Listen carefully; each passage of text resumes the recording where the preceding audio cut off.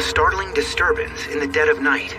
And all of a sudden, yelling woke me up, and I hear this voice say, "Go ahead, break it." But it sounded like my son's voice. The next morning, a young man and his dirt bike have vanished. No bike, no cell phone, no ID, absolutely nothing. Rumors fly, only deepening the mystery. Josh had claimed a Jeep Cherokee had driven past them and then began to chase them. Investigators exhaust every lead, but end up baffled. It's hard to tell his mom we don't have any answers for her. We can't give her what she wants, and that's her son. Leaving a family devastated and desperate for closure. I have nowhere to go. I have nowhere to look. That's my only son.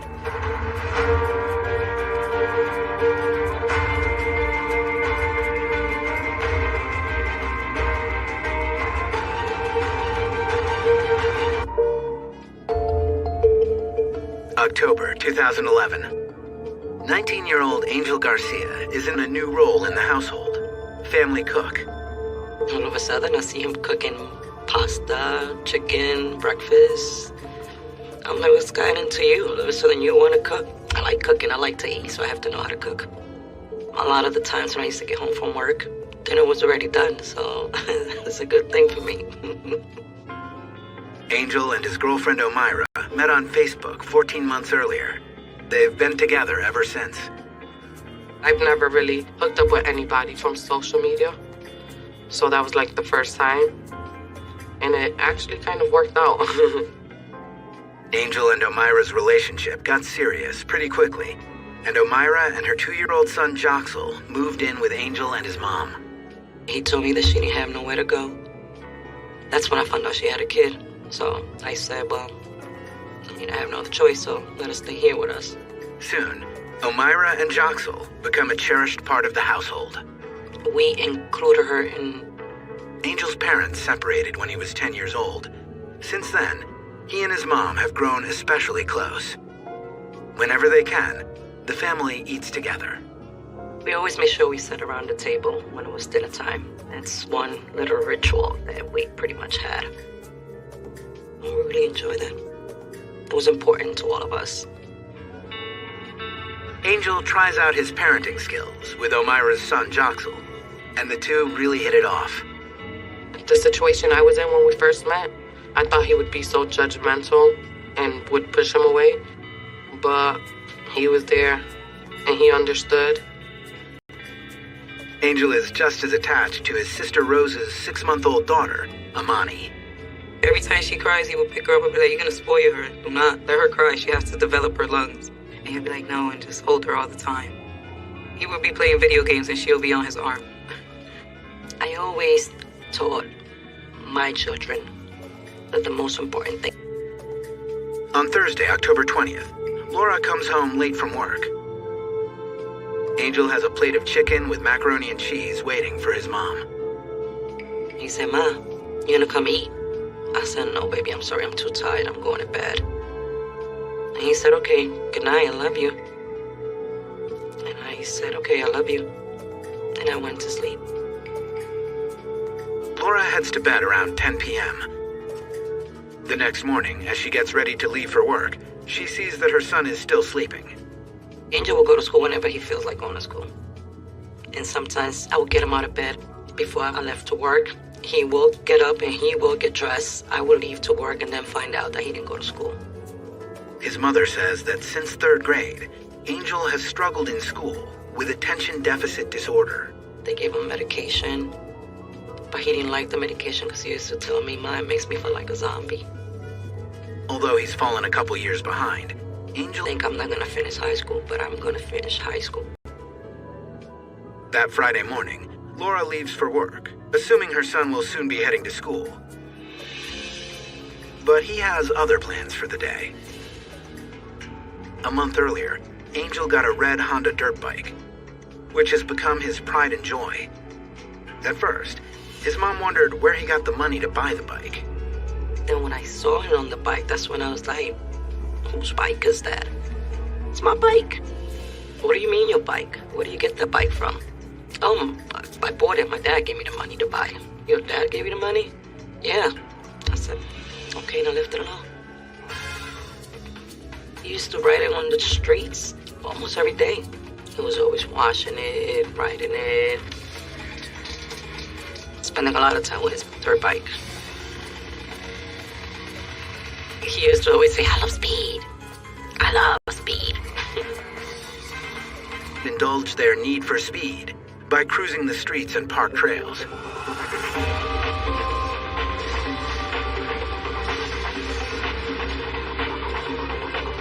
There's not really a lot of places to ride, especially in the city of Hartford. So you'll see this kind of riding literally on Main Street sometimes. You get on your bike and you ride anywhere you can. The streets, the parks, everyone gets together and it's fun for them. That Friday morning, Angel has plans to go riding with his friend Joelle. Angel went to Joelle's house maybe by 10:30 in the morning. They like to use the field behind Joelle's uncle's house, and it's a big field. And you can tell it's a field that you would use a dirt bike on. Once Angel and Joelle met up, there wasn't a problem with Angel's bike that they fixed together. It was a chain issue. And they rode for a couple hours in that area.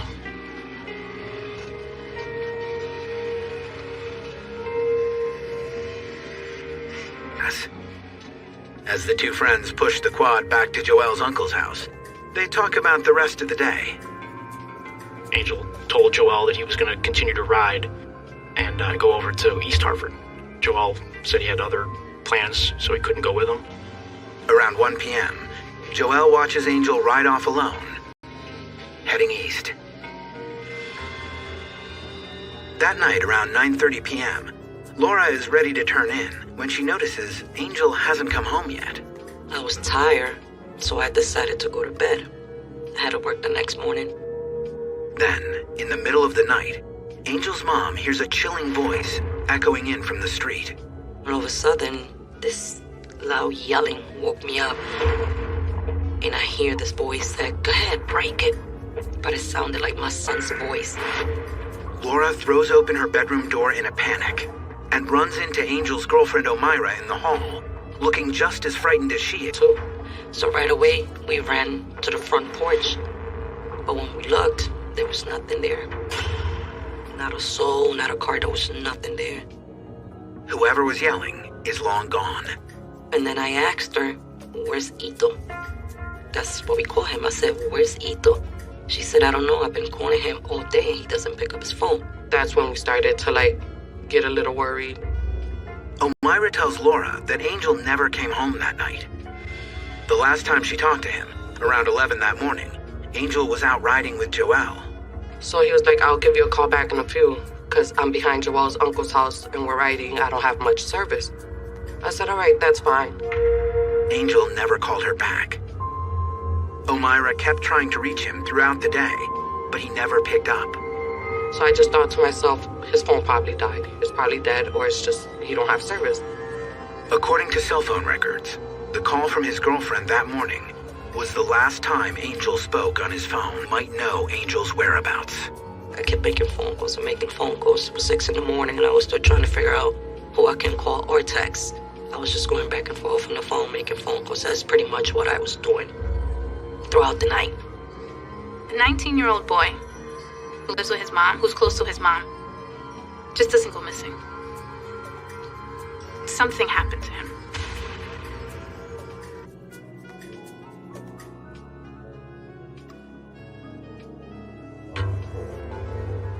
"19-year-old Angel Garcia's family expected him home for dinner. Instead, Angel and his dirt bike have disappeared. And his family has no idea where he could be. Angel, according to his mother, was good about coming home when he should be home and spending nights at home. If he wasn't, he would tell her where he was going to be. His mother, Laura, says she knows Angel was a little frustrated with school, but she's certain he'd never take off without telling her. So the possibility of him just getting up and leaving, to me, they're very, very, very slim. If he had plans to spend the night with a friend or at a relative's house, she'd be the first to know. It's out of character for him, even to not answer their calls. You know, even if he was somewhere where he shouldn't have been, he should still be answering the phone, or at least responding via text or what have you. And there was simply no response. By Saturday night at 6 p.m., Laura realizes she has a crisis on her hands. You know, they say you need to give them 24 hours to report a person missing. So I went ahead and I called the police. A patrol officer responds and takes a missing person report at Laura's house. Angel's girlfriend O'Meara tells him what Angel said about going riding with his friend Joelle. Thinking he may be the last person to have seen Angel, police immediately follow up with Joelle. Joelle verified. He said yes. Angel was with me. We were at my uncle's house. We rode. Angel planned to ride the trails in East Hartford, behind a row of car dealerships. He says he turned Angel down for 2 reasons. He had errands to run, and he doesn't like riding to East Hartford because it means crossing over the Connecticut River. There was something about riding the bikes on the highway to getting over there kind of scared him. But Angel was interested in riding by the East Hartford Trail. He was a little more adventurous than Joelle.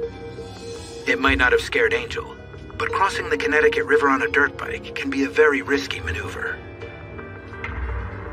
The Connecticut River here separates Hartford from East Hartford, so we knew obviously he's got to pick where he's going to cross. 2 road bridges span the river, but crossing over in fast-moving highway traffic on a small and relatively underpowered dirt bike could be treacherous. What his other option is to ride over the train trestle. That's common, you know, we see a lot of dirt bike and ATV riders. Stage, running high and fast. At the time he went missing, the water was very, very, very high. Much higher than it is now. Probably 15 to 20 feet over what you see. Police wonder, could Angel have lost control of his bike and fallen from the railroad bridge? It's their best guess, despite a lack of evidence. Nothing has washed ashore. In fact, there's no proof that Angel even went to East Hartford. You know, the train trestle in Riverside Park isn't covered by video, so we really have no way to know if he made it there or not. If Angel did ride in East Hartford behind the car dealerships, surveillance cameras there should have captured his image. On the East Hartford side, there's a lot of businesses, and we had detectives go there and review any surveillance video to see if we could see him ride by to go into this area where he was going to ride. But footage from multiple cameras doesn't show Angel or his distinctive red dirt bike. The potential search area for Angel is massive. So in 10 minutes time on a dirt bike, you can go very far. If he did have an accident, Angel could be out on any one of dozens of trails around Hartford, injured and helpless. I mean, even an experienced rider in the woods on a dirt bike can get in a bad place very fast. And if he was hurt, the nights are cold. That's all I kept thinking. Was it's maybe nice during the day, but at night, it's getting chilly. Investigators know that every hour spent in the October chill diminishes Angel's chances for survival. Something's wrong. Something's really wrong. Angel, for me, he's hurt. He's out there and he's hurt, and we have to find him. One thing may work in investigators' favor. When he disappeared, Angel was carrying a cell phone. What that allows us to do is if that phone is active, we can, through the phone company, gather real-time information as to what towers that phone is accessing. Investigators find evidence that Angel's cell phone last pinged off a tower at 3:28 p.m. on Friday, near some railroad tracks in West Hartford. That was more than 2 hours after he told Joelle he was headed across the river to East Hartford. So on Saturday night, 33 hours after he was last seen, they target searches for Angel in both locations. We walked around, calling out Angel's name, thinking if he was riding around here, he could be hurt. You know, we were looking for any signs of tracks, dirt bike tracks, ATV tracks. That night, searchers find no sign of Angel or tire tracks in either location. The following morning, Sunday, investigators decide to search the area where Angel rode with Joelle before he disappeared. Maybe Angel continued to ride back there for a little while before he went to East Hartford. Or maybe he was cutting through that area on his way. News cameras capture the scene as police search teams ride the trails on ATV. Family members from Angel, his friends, patrol officers, we had specialized units that helped out. It was a big search. The Hartford Police Marine Unit tows sonar gear in the river to see if they recognize anything that looks like a bike. But frustratingly, all the searches come up empty. No bike, no cell phone, no shoe, no ID, no wallet. Absolutely nothing. Angel Garcia seems to have vanished without a trace, causing his family untold anguish. Like, there's nothing I could do. Like, I tried my best. I tried to do everything I could, and it was just not working. It was like a slap in the face every single time we try to do anything. All I know is that my son is missing. That's all I know right now. And there's no leads. There's no trace. Nothing. In the midst of the confusion, a friend of Angel's comes riding his bike on Thursday, the night before he disappeared, and it looked like somebody was after him. Josh claimed that as they were riding on New Britain Avenue, this Jeep passed them, did an abrupt U-turn, and began to chase them.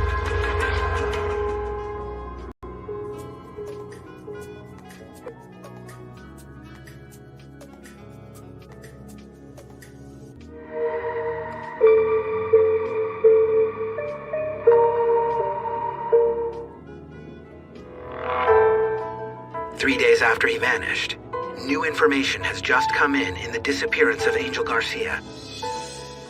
Angel's friend Josh says that the night before Angel went missing, he was chased on his dirt bike by an unknown vehicle. He claimed that he and Angel and other friends were riding in the area of Trinity College. And as they're riding, Josh had claimed a tan Jeep Cherokee had driven past them and then done a sudden U-turn and began to chase them. Then, the Jeep circled back to Josh. The operator of the Jeep pulled up to Josh and said, "Hey, where'd your friend go?"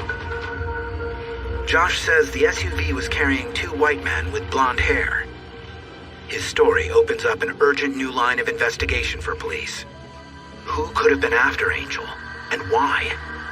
Hearing that there's a chase the day before he went missing, we're starting to lean towards there may be a suspicious aspect to his disappearance. The revelation prompts police to follow up on a startling lead from Angel's best friend Lewis. He's been keeping a big secret. He was afraid to talk to the police about it because he didn't want to get in trouble. I said, listen, it's not about the bike. It's about finding Angel, so I need you to tell them. Lewis admits that Angel's red dirt bike was actually stolen property. And Lewis, Joel, and Angel were the ones who stole it. It was a dumb decision that they'd made. According to Lewis, Angel found the dirt bike for sale on Craigslist a month earlier and recruited his friends to help him with a scheme. Angel met the owners at their house and asked to take the bike for a test ride. After the owners agreed, Angel hopped on the bike and roared off down the street. And his friends had been waiting around the corner with the truck, and they helped him load it up in the truck, and they took off. Angel's mother, Laura, finds it hard to believe that her son was capable of stealing anything. I was shocked. Shocked to hear that my son was out there stealing a bike, and that my son would be riding it up and down the streets as if he bought it like he said.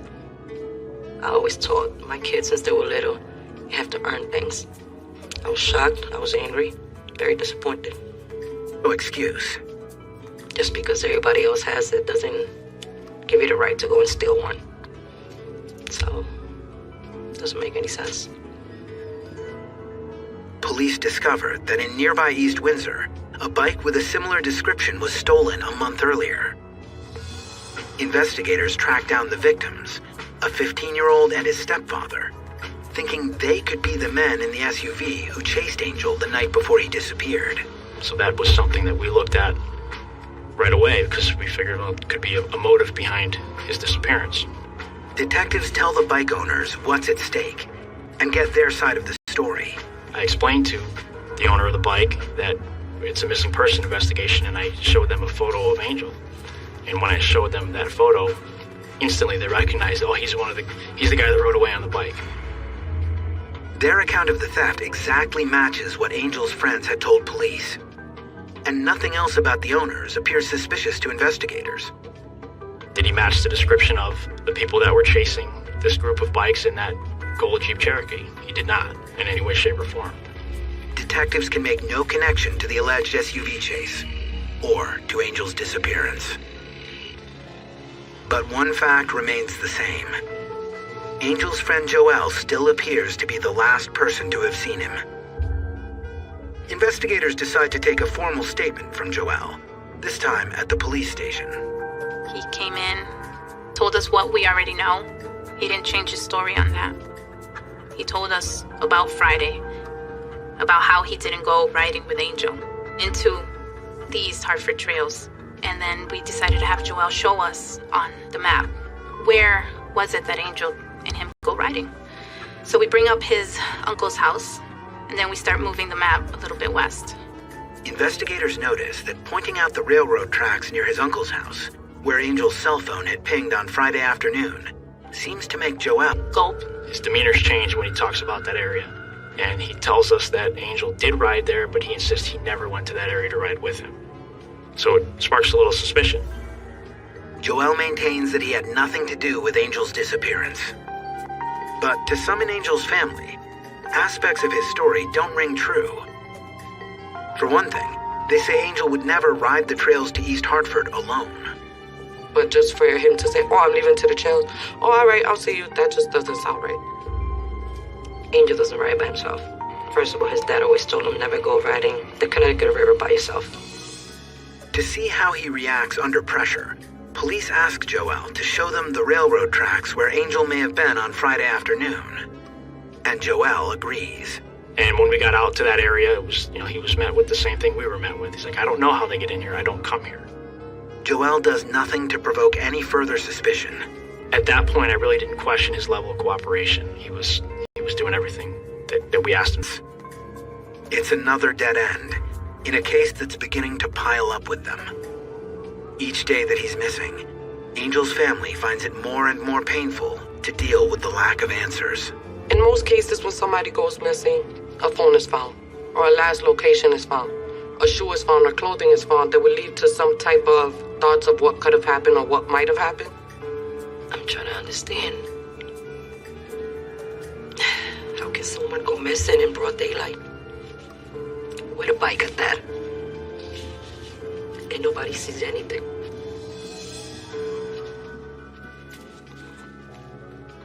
No one.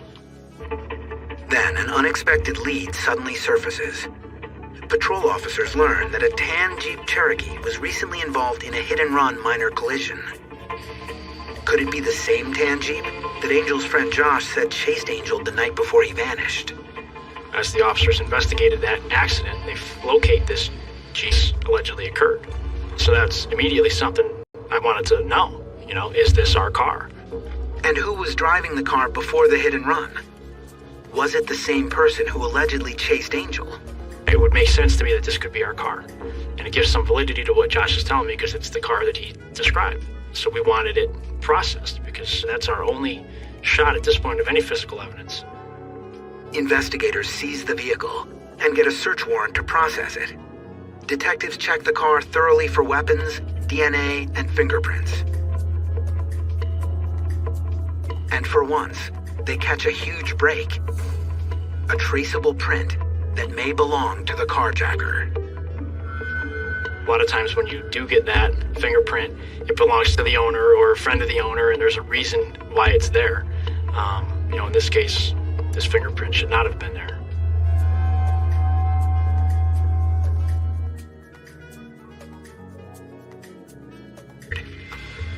Investigators may have their strongest lead in finding him.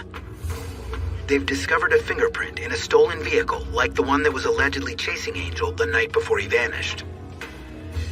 It behooves us to figure out who's driving this car to, one, solve the carjacking, and two, possibly figure out who's chasing Angel.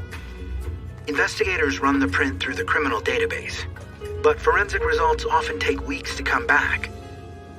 In the meantime, tips continue to flood into police, including a new one that threatens to upend the entire timeline of Angel's disappearance. we had gotten information that Angel had been seen riding his dirt bike with another friend of his named Anthony on Friday, hours after he had left Joel. Police had previously thought Angel's friend Joel was the last person to see him at 1 p.m. on Friday. But this tipster claims to have seen Angel with Anthony a full 4 hours later at 5 in the afternoon, and immediately there are issues. When we went to interview him, he admitted, yeah, I was riding with Angel, but it was on Thursday. And he was adamant that he had ridden with him on Thursday. This other witness is adamant that it was Friday. Anthony says he knows it was Thursday because at 5 p.m. on Friday, he was with his girlfriend, and after that, he went home early. But there's a problem. When police interview his girlfriend to confirm, her account of Friday doesn't match Anthony's. Like Anthony, she says they were together at 5 p.m., but she adds that they stayed out late on Friday evening, contradicting Anthony's story about going home early. So now it's a matter of who's telling us the truth, Anthony or his girlfriend. But it also builds suspicion against Anthony a lot, because now this could be the last person to be with Angel, and he may have all the reason in the world to lie to me about that. On the verge of what looks like a breakthrough, investigators confront Anthony with the discrepancies in his timeline. And suddenly, his story changes. He admitted to me that he did lie about his whereabouts that Friday, but simply because he was not supposed to be out and he violated his curfew. And he was on a court-ordered curfew at that time. Due to an earlier juvenile offense, Anthony was supposed to be home by 10 p.m. on Friday for curfew, and he thought he'd get in trouble if he told the truth about being out late with his girlfriend. His story doesn't match his girlfriend. It's really starting to come together against him, and then all of a sudden it just implodes. Investigators soon determine Anthony's lie has nothing to do with Angel's disappearance. He's no longer considered a person of interest.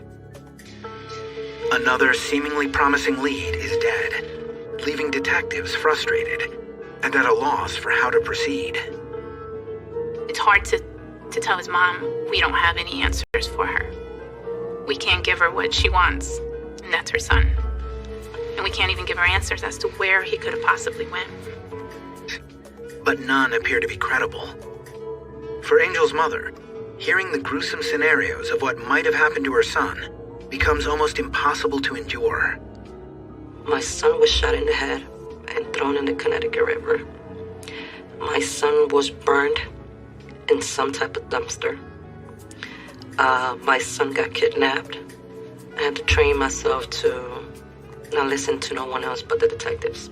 Because if I would have kept listening to people, I think I would have lost it. As the Christmas holidays approach with Angel still missing, his family is consumed by the enormity of their loss. It's hard to not know where your loved one is. To wake up and go to sleep asking yourself the same question over and over. It's just something no one deserves to go through. I used to always have Thanksgiving dinner, Christmas dinner, New Year's Day dinner at my house. Finally, in mid-December, almost 2 months after Angel disappeared, the results on the fingerprints from the stolen SUV come in. It's not what investigators were hoping for. The print belongs to a Hispanic man with a criminal record, but no apparent connection to the SUV that allegedly followed Angel. Right off the bat, I see that he does not match the description that Josh had given us of the person that was driving the Jeep that had chased Angel. Not even close. As far as detectives can tell, the man and the SUV his print was found in have nothing to do with Angel's disappearance. The investigation is once more at a standstill. Until January 9th, 2012, when everything suddenly changes again. A convenience store clerk calls police with a remarkable story. Angel Garcia, the missing Hartford teen, was just in her store in New Britain. You've seen the flyer. They look just like him. There's no doubt about it. She explained to me that this person she saw had a tattoo on his neck of Angel, the name Angel. And she said it was a fresh tattoo. Not only that, but she says his visit was captured on security camera video. 3 months after he vanished without a trace, Could Angel really be alive and okay? When I took a very closer look at the picture, I was like, oh my God, this kid looks like my son.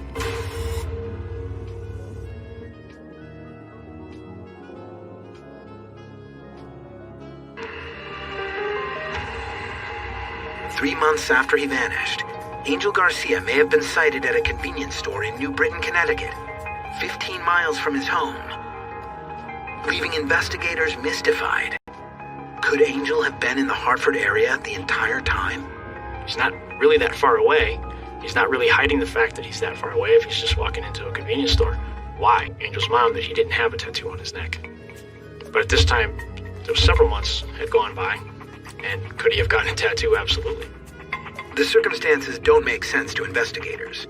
According to his family, Angel would never run away. But photographs don't lie. I couldn't explain it. But I'm looking at a picture of somebody that I believe is him, regardless of the fact that I can't explain why. So my initial goal is, let's find this person. We'll answer the why later. Let's find him. Within a week, investigators get the break they've been waiting for.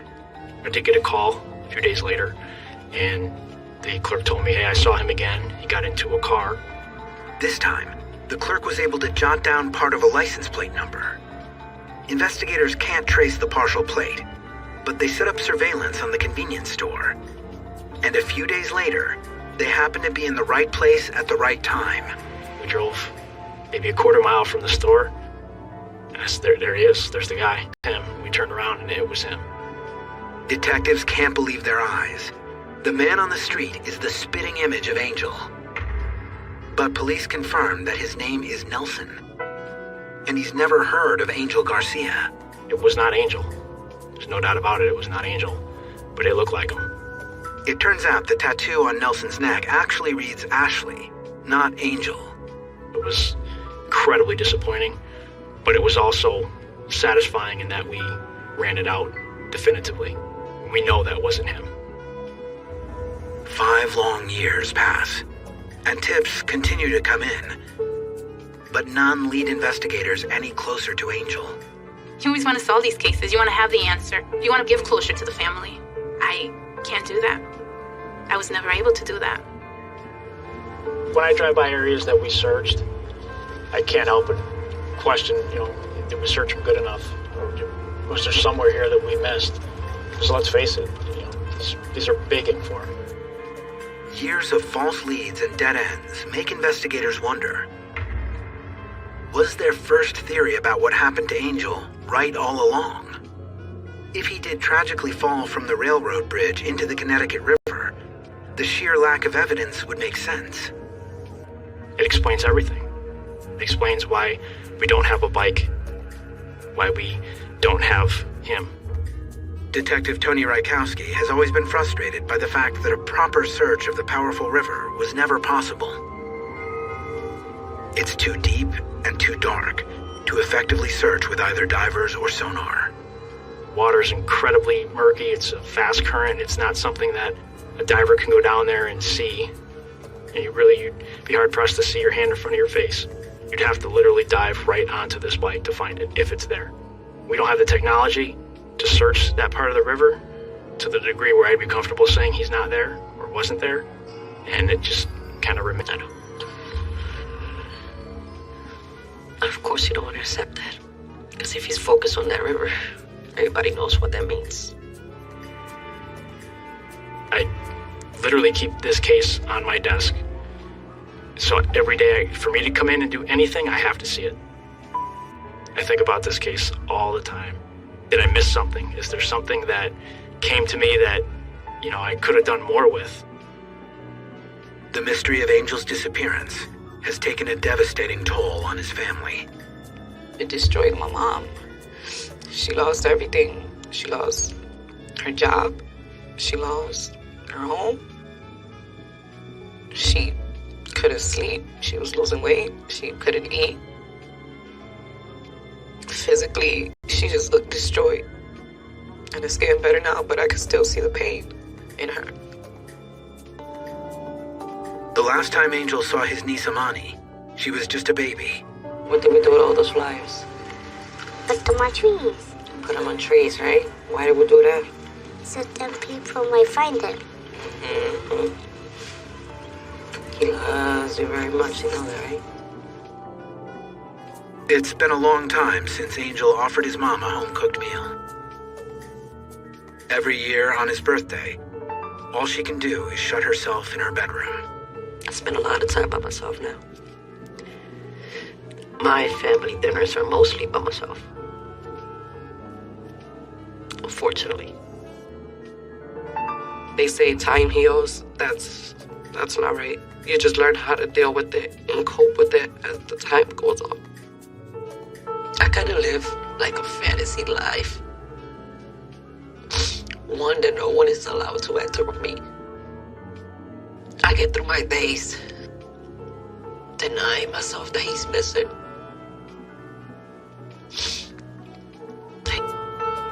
And although I know it's not like that and it's a lie, it helps me get through my days. I've always been the rock for my family. And I know that I need to let it out, but I can't. It's my only son.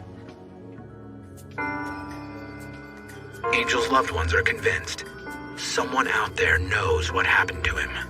All I need you to do is just make that phone call. And just say where he's at. That's it. You don't have to give your name. You don't have to say who you are. Just say where he's at.